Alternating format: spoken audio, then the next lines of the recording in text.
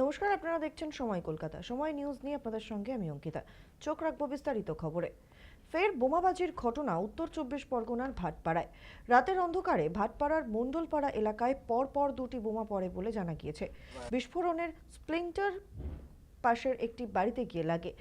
এরপর বিকট শব্দে ঘুম ভেঙে যায় স্থানীয় বাসিন্দাদের। মুহূর্তের মধ্যে এলাকায় তৈরি হয় আতঙ্কের পরিবেশ। অভিযোগ, তৃণমূল আশ্রিত দুষ্কৃতীরাই শান্ত এলাকা অশান্ত করতে বোমাবাজির ঘটনা ঘটিয়েছে। পাশাপাশি এই ঘটনার প্রেক্ষিতে জেলবন্দি মণ্ডলপাড়ার ত্রাস কালুয়ার সাগরেদদের নিকেও অভিযোগের আঙুল উঠেছে। যদিও অভিযোগের ভিত্তিতে রাজনৈতিক দল বা অভিযুক্তদের তরফে কোনো প্রতিক্রিয়া মেলেনি।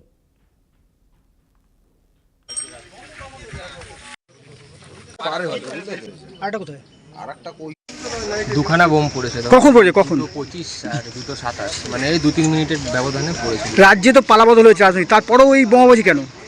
দেখুন, এবারে সেটা তো পুলিশ প্রশাসন ব্যবস্থা অবশ্যই নেবে। তারা এসেওছে, তারা দেখেও গেছে। এখন কথা হচ্ছে কি, কালুয়া তো অ্যারেস্ট হয়েছে, কিন্তু কালুয়ার সুজিত চৌধুরী যার নাম, সে তো অ্যারেস্ট হয়েছে, কিন্তু তার বাহিনী তো ঘুরে বেড়াচ্ছে। আবার কেউ কেউ আছে এখানে দ্বিতীয় কালুয়া হতে চাইছে, নতুন করে জন্ম দিয়েছে, নতুন করে অনেকে চাইছে। সে নেই, আমি এলাকাটাকে, এই সব এলাকার এবারে পুলিশ এগুলো দেখছে, পুলিশ ব্যবস্থা নেবে।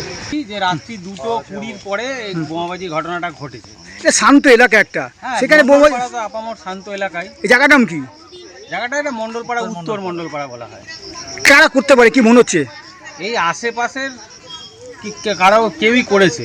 হ্যাঁ, তাদের রাত্রিবেলা দৌড়াতে দেখা গেছে, কিন্তু সাধারণ মানুষ বুঝতে পারছে কারা করেছে, কিন্তু কারোর নাম তো এইমাত্র বলতে পারছে। পরিবেশটা বরাবরই শান্ত পরিবেশ। মণ্ডলপাড়ার পরিবেশ নিয়ে মানুষ একটা সময় মানে খুব গর্ব করতো, সেই পরিবেশটা নষ্ট হতে দেওয়া যাবে না। আমরা এটাই চাইছি যে কোনো পরিস্থিতিতে পিসফুল প্রশাসন রাখুক, শান্তি থাক, মানুষ এখানে শান্তিতে বসবাস করে, কোনো রকম অশান্তি চায় না।